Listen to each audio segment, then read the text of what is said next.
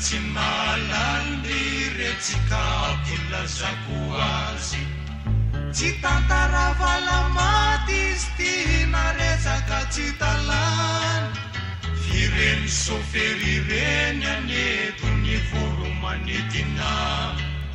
mahazo izay ilainy izy de lasa misidina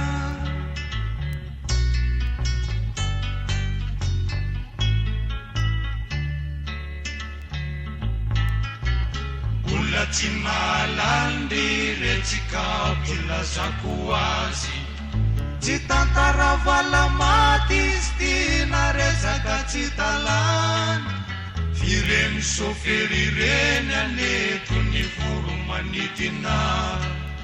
mahazo izay ilainy izy de lasa misidina driko mantsy samy hevitra fa raha te ahita tany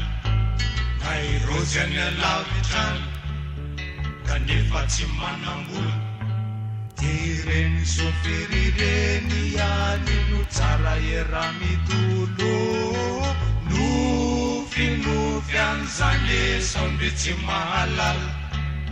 so tonga ny atapoketsany ry vo ilaozany lasatany